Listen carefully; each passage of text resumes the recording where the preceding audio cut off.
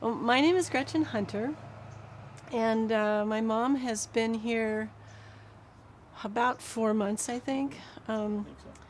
and, the decision about bringing her to a memory care facility was heartbreaking, but we didn't really have any choice. We could no longer, my dad, who's 88, couldn't really care for her at home, even with my help.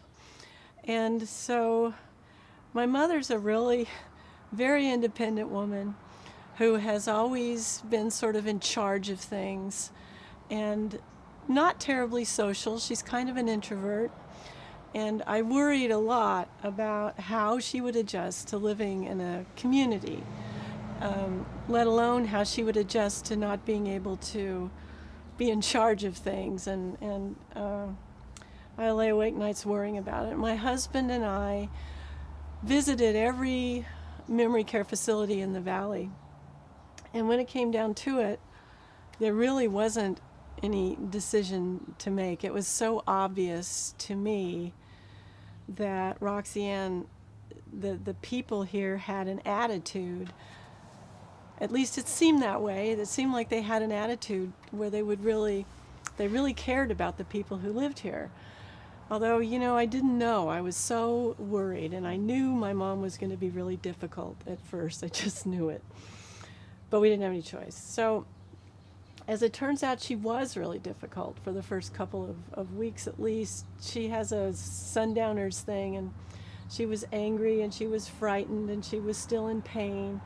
And it was really hard for my dad to see, and it was really hard for me to see and to know how to deal with it. But the staff here, it just blew me away. The people here were so calm about it, and they said to me, "Look, this happens a lot of times when people are making transitions. We know how to handle it. Here's some books that you might want to read.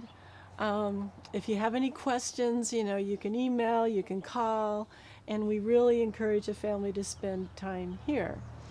And that just compassion and competence were just, as time went along and mom adjusted and started kind of calming down, and I got to know some of the other family members, which was something I hadn't expected, how much I would get to know the other families who were here. It's kind of a little bit of a support group because um, there's some just really wonderful family members here, and the other guests here, the elders who live here. Also, my dad and I both, in particular, have gotten to know quite a few of the people who live here, and it it. I thought I was going to hate coming to visit, but I really enjoy it. I mean, I come in every day, and Dad comes in every day, and my husband comes in every day, and we look forward to talking to the staff that we've gotten to know pretty well, and some of the other elders who live here. And the one example, it was the first real. Um, it brought tears to my eyes, and it brings tears to my eyes every time I think about it. It seems like probably a small thing, but for a while there, it was really hard to talk with mom and relate to her. So we started bringing in photographs. She really liked the photographs, and so they were stacked everywhere. We had them all over the place in her room. And I came in one day, and here was a photo album, this big photo album that had Evelyn on the front of it and little flowers pasted, and it had just been decorated by someone. And I opened it up, and here were these photos that we'd brought in, and they'd been glued in on colorful paper, and somebody had written the names of the people in the photos. And my mom's very hard of hearing and not terribly friendly, but someone had gotten her to tell them who these people were.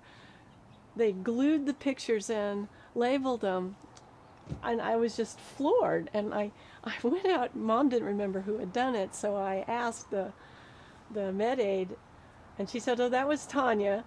And I went to Tanya, and I started to cry, and I said, "This was so above and beyond what, I mean, it's just putting together a scrapbook, but it meant so much to me, and that you got mom to tell you about these people." And she said, "It was okay." She said, "I had some time, and it was fun." Yeah. And that's so typical of the way Tanya and the others who, I could go down the list of names, but I stopped lying awake nights worrying about Mom's comfort, and just the knowledge that she's cared for by people who really care about her um, has made a huge difference in my life and my dad's life. And it's hard to know sometimes what's going on with my mom, but just knowing that people actually care about her, they're not just doing their jobs, made a big difference for me.